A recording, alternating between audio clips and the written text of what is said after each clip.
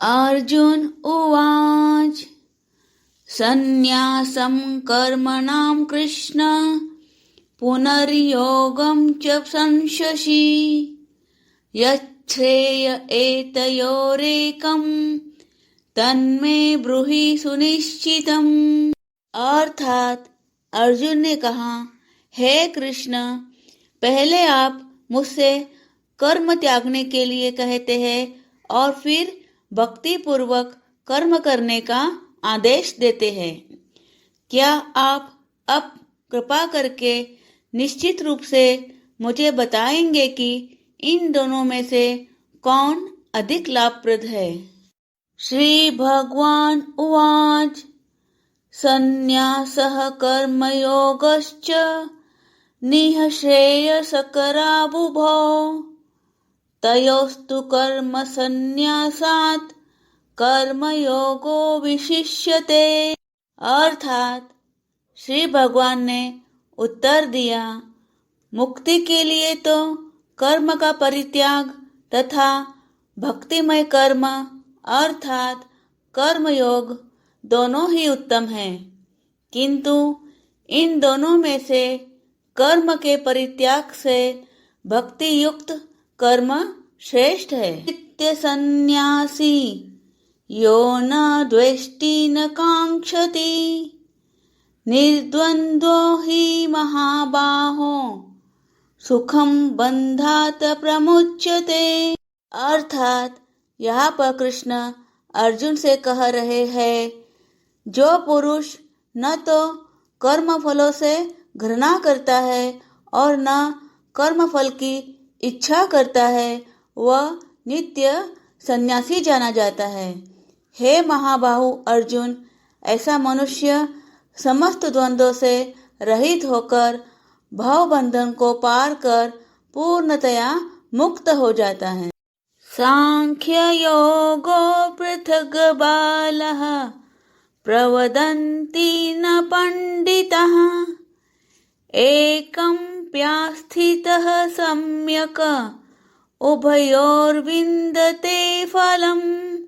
अर्थात यहाँ पर कृष्ण अर्जुन से कह रहे हैं, अज्ञानी ही भक्ति अर्थात कर्मयोग को भौतिक जगत के विश्लेषणात्मक अध्ययन अर्थात सांख्य से भिन्न कहते हैं। जो वस्तुतः ज्ञानी हैं, वे कहते हैं कि जो इनमें से किसी एक मार्ग का भली भांति अनुसरण करता है, वह दोनों के फल प्राप्त कर लेता है। यत् सांख्येह प्राप्यते स्थानं तद्योगैरपि गम्यते एकं सांख्यं च योगं च यह पश्यति स पश्यति। अर्थात यहाँ पर कृष्ण अर्जुन से कह रहे हैं, जो यह जानता है कि विश्लेषणात्मक अध्ययन अर्थात सांख्य द्वारा प्राप्य स्थान भक्ति द्वारा भी प्राप्त किया जा सकता है, और इस तरह जो सांख्य योग तथा भक्ति योग को एक समान देखता है, वही वस्तुओं को यथारूप में देखता है। संन्यासस्तु महाबाहो दुःखमाप्तुमयो गतः योगयुक्तो मुनिर्ब्रह्म न चिरेणाधिगच्छति। अर्थात यहाँ पर कृष्ण अर्जुन से कह रहे हैं, भक्ति में लगे बिना केवल समस्त कर्मों का परित्याग करने से कोई सुखी नहीं बन सकता, परंतु भक्ति में लगा हुआ विचारवान व्यक्ति शीघ्र ही परमेश्वर को प्राप्त कर लेता है।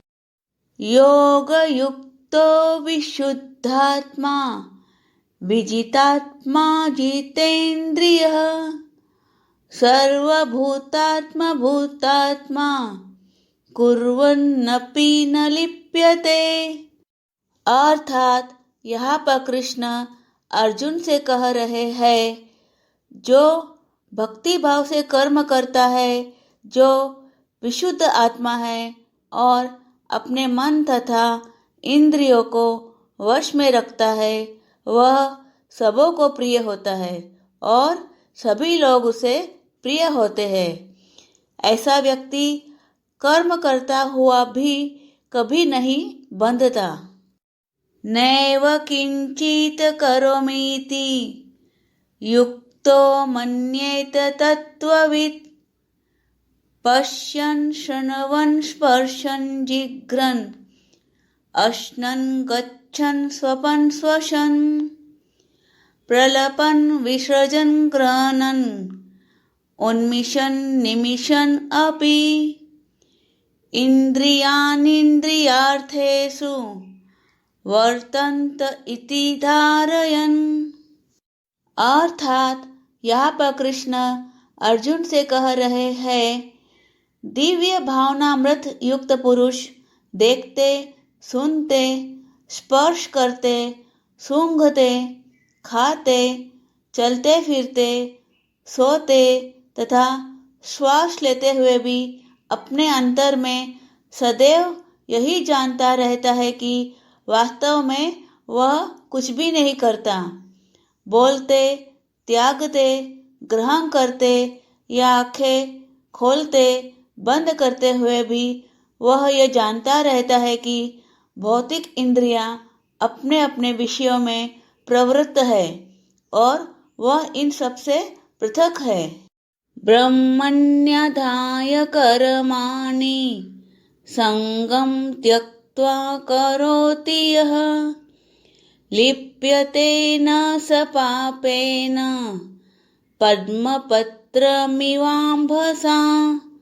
अर्थात यहाँ पर कृष्ण अर्जुन से कह रहे हैं, जो व्यक्ति कर्म फलों को परमेश्वर को समर्पित करके आसक्ति रहित होकर अपना कर्म करता है, वह पाप कर्मों से उसी प्रकार अप्रभावित रहता है जिस प्रकार कमल पत्र जल से अस्पर्श्य रहता है।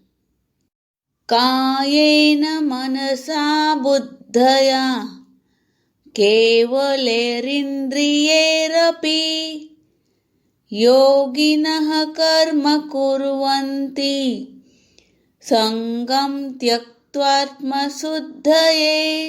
अर्थात यहाँ पर कृष्ण अर्जुन से कह रहे हैं, योगी जन आसक्ति रहित होकर शरीर, मन, बुद्धि तथा इंद्रियों के द्वारा भी केवल शुद्धि के लिए कर्म करते हैं। युक्तः कर्म फलं त्यक्त्वा शान्तिमाप्नोति नैष्ठिकीम् अयुक्तः कामकारेण फले सक्तो निबध्यते। अर्थात यहाँ पर कृष्ण अर्जुन से कह रहे हैं, निश्चल भक्त शुद्ध शांति प्राप्त करता है क्योंकि वह समस्त कर्मफल मुझे अर्पित कर देता है। किंतु जो व्यक्ति भगवान से युक्त नहीं है और जो अपने श्रम का फल कामी है, वह बंध जाता है। सर्वकर्माणि मनसा संन्यस्यास्ते सुखं वशी नवद्वारे पुरे देहि नैव कुर्वन्न कारयन्।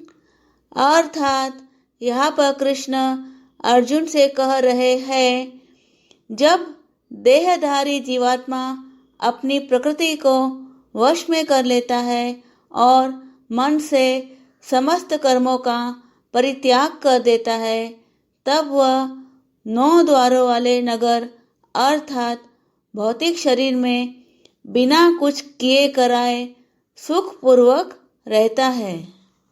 न कर्तृत्वं न कर्माणि लोकस्य सृजति प्रभुः न कर्मफल संयोगं स्वभावस्तु प्रवर्तते। अर्थात यहाँ पर कृष्ण अर्जुन से कह रहे हैं, शरीर रूपी नगर का स्वामी देहधारी जीवात्मा न तो कर्म का सृजन करता है, न लोगों को कर्म करने के लिए प्रेरित करता है, न ही कर्म फल की रचना करता है। यह सब तो प्रकृति के गुणों द्वारा ही किया जाता है। नादत्ते कस्यचित् पापं न चैव सुकृतं विभुः अज्ञानेनावृतं ज्ञानं तेन मुह्यन्ति जन्तवः। अर्थात यहाँ पर कृष्ण अर्जुन से कह रहे हैं, परमेश्वर न तो किसी के पापों को ग्रहण करता है न पुण्यों को, किंतु सारे देहधारी जीव उस अज्ञान के कारण मोहग्रस्त रहते हैं जो उनके वास्तविक ज्ञान को आच्छादित किए रहता है। ज्ञानेन तु तद्ज्ञानं येषां नाशीतमात्मनः तेषामादित्यवज् ज्ञानं प्रकाशयति तत्परम्। अर्थात यहाँ पर कृष्ण अर्जुन से कह रहे हैं, किंतु जब कोई उस ज्ञान से प्रबुद्ध होता है जिससे अविद्या का विनाश होता है, तो उसके ज्ञान से सब कुछ उसी तरह प्रकट हो जाता है जैसे दिन में सूर्य से सारी वस्तुएं प्रकाशित हो जाती है। तद्बुद्धये तदात्मानः तन्निष्ठा तत्परायणः गच्छन्ते पुनरावृत्तिं ज्ञाननिर्धूतकल्मषः। अर्थात यहाँ पर कृष्ण अर्जुन से कह रहे हैं, जब मनुष्य की बुद्धि, मन, श्रद्धा तथा शरण सब कुछ भगवान में स्थिर हो जाते हैं, तभी वह पूर्ण ज्ञान द्वारा समस्त कल्मष से शुद्ध होता है और मुक्ति के पथ पर अग्रसर होता है। विद्या विनय संपन्ने ब्राह्मणे गविहस्तिनि सुनिचैव स्वपाके च पंडिताः समदर्शिनः। अर्थात यहाँ पर कृष्ण अर्जुन से कह रहे हैं, विनम्र साधु पुरुष अपने वास्तविक ज्ञान के कारण एक विद्वान तथा विनीत ब्राह्मण, गाय, हाथी, कुत्ता तथा चांडाल को समान दृष्टि अर्थात समभाव से देखते हैं। इहैव तेजितः सर्गो येषां साम्ये स्थितं मनः निर्दोषं हि समं ब्रह्म तस्माद् ब्रह्मणि ते स्थितः। अर्थात यहाँ पर कृष्ण अर्जुन से कह रहे हैं, जिनके मन एकत्व तथा समता में स्थित है, उन्होंने जन्म तथा मृत्यु के बंधनों को पहले ही जीत लिया है। वे ब्रह्म के समान निर्दोष है और सदा ब्रह्म में ही स्थित रहते हैं। न प्ररुष्येत प्रियं प्राप्य नो द्विजेत प्राप्य चाप्रियं स्थिरबुद्धिरसम्मूढो ब्रह्मविद् ब्रह्मणि स्थितः। अर्थात यहाँ पर कृष्ण अर्जुन से कह रहे हैं, जो न तो प्रिय वस्तु को पाकर हर्षित होता है और न अप्रिय को पाकर विचलित होता है, जो स्थिर बुद्धि है, जो मोह रहित है और भगवत विद्या को जानने वाला है, वह पहले से ही ब्रह्म में स्थित रहता है। बाह्य स्पर्शेव सक्तात्मा विन्दत्यात्मनि यत् सुखं स ब्रह्म योग युक्तात्मा सुखम क्षयमश्नुते। अर्थात यहाँ पर कृष्ण अर्जुन से कह रहे हैं, ऐसा मुक्त पुरुष भौतिक इंद्रिय सुख की ओर आकृष्ट नहीं होता, अपितु सदैव समाधि में रहकर अपने अंतर में आनंद का अनुभव करता है। इस प्रकार स्वरूप सिद्धि व्यक्ति पर ब्रह्म में एकाग्र चित्त होने के कारण असीम सुख भोगता है। ये ही संस्पर्श जा भोगा दुख योनय एव ते आद्यन्तवन्तः कौन्तेय न तेषु रमते बुध। अर्थात यहाँ पर कृष्ण अर्जुन से कह रहे हैं, बुद्धिमान मनुष्य दुख के कारणों में भाग नहीं लेता, जो कि भौतिक इंद्रियों के संसर्ग से उत्पन्न होते हैं। हे कुंती पुत्र, ऐसे भोगों का आदि तथा अंत होता है, अतः चतुर व्यक्ति उनमें आनंद नहीं लेता।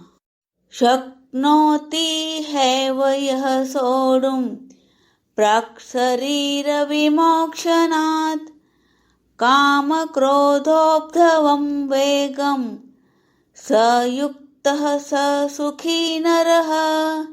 अर्थात यहाँ पर कृष्ण अर्जुन से कह रहे हैं, यदि इस शरीर को त्यागने के पूर्व कोई मनुष्य इंद्रियों के वेगों को सहन करने तथा इच्छा एवं क्रोध के वेग को रोकने में समर्थ होता है, तो वह इस संसार में सुखी रह सकता है। योऽन्तः सुखोऽन्तरारामः तथान्तर्ज्योतिरेव यः स योगी ब्रह्मनिर्वाणं ब्रह्मभूतोऽधिगच्छति।